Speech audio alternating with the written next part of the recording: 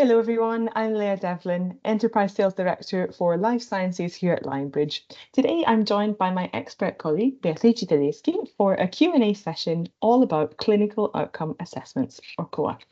Bea has over 7 years of experience in the COA space, and I'm hoping, Bea, today that you can share some of your insight with us.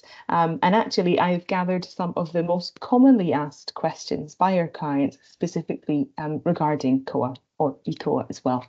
So, Bea, would you like to say a few words just before we get started? Thank you so much, Leah. It's very exciting to share more information about what we do and what sets us apart. So I hope that our viewers find this useful. Yep, absolutely. So do I. All right.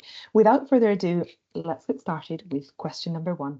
So for the first question, I thought I'd kick things off with an area that we frequently support our clients with, and it happens to fall right at the start of the core workflow. Of course, we're talking about licensing here. So for the first question, Bea, I wanted to ask, how can we at Lionbridge assist our clients in obtaining the necessary permissions and licenses for using proprietary COA in their clinical trials? Yeah, of course. Well, first of all, we have a dedicated team that specializes in navigating the complex world of COA licensing. And we handle the entire process from the initial negotiation to the final agreements. Throughout, we make sure that everything is legally compliant and ethically sound. And by doing this, our client can stay focused on their core research so that they don't have to worry about the paperwork. So question number two, and moving along with the COA workflow, we come to linguistic validation. And as we know, that's an area that our clients frequently need our support in.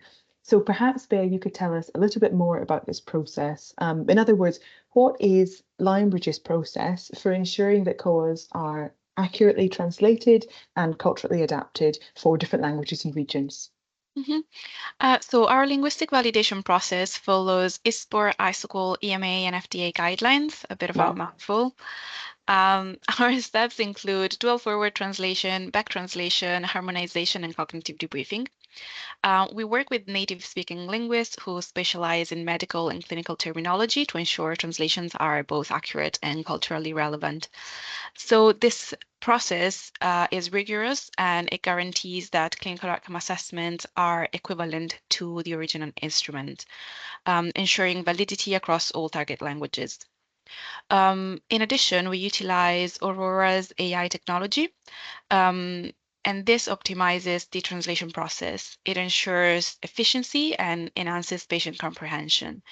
Ultimately, it makes sure that no patient is left behind, and it's an approach that supports our sponsors' missions to advance science and improve patient outcomes worldwide while maintaining regulatory standards. Okay, let's continue for a moment with that concept of cultural adaptation. Our partners, after all, are often running clinical trials right across the globe. So their clinical trials have a global reach. So for question number three, I'd like to ask you, how does Lionbridge conduct cognitive debriefing to ensure that translated COAs are comprehensible and also culturally relevant to our target patient populations? Yeah. We conduct cognitive debriefing interviews with patients from different demographic backgrounds within the therapeutic areas of interest. We want to see how they interpret the translated COAs, and the idea behind these interviews is to help us confirm that the wording is clear, that is culturally appropriate, um, and it accurately conveys the intended meaning. Then, based on the patient feedback, we refine the translation to make sure that they're easy to understand. If, on the other hand, we are not talking about a PRO, but the COA is a ClinRO, we work with experienced clinicians in the relevant therapeutic areas to ensure accuracy. Fantastic, thank you.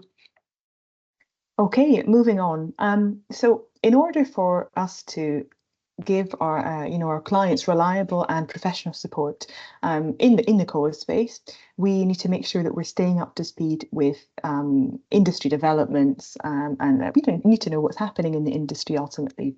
So for this question, I'd love, Bea, if you could shed some light on the latest industry guidance and, more importantly, how Lionbridge stays up to date with the latest industry guidance. And here, a bonus question for you as well. Does Lionbridge play a role in shaping that guidance? Thank you for the bonus question. I love it. Um, yeah, it's right. We don't just follow industry standards, but we also help shape them. Our team participates actively in key industry conferences like ISOGOL, ISPOR. We collaborate with regulatory bodies and working groups within those conferences, and we are engaged with consortia that influence best practices in COA translation, linguistic validation, and eCOA. And another key part of it is working closely with sponsors, equal providers, instruments developers, to ensure that our methodologies align with evolving industry needs. Okay, now for the final question. And I feel there I have to ask you about AI. We've not really mentioned it so much up until this point. And, you know, in the past year alone, we've seen that in the life sciences industry, we're moving away from simply talking or having conversations about, you know, generally being open to AI. Our clients are now actively pursuing AI-driven solutions to, you know, to help them in their work, their workflows, etc. So that being said, historically, we know that core workflows have been very much, you know, manual, human-led. What does that look like today? Perhaps you could tell us a bit about that. And can AI fully replace, you know, human expertise in core translation and linguistic validation? What do you think? Yeah, that's a $1 million question, isn't it? Yeah. So I think that AI is a powerful tool. We do not believe that it can replace human expertise in COA, not right now.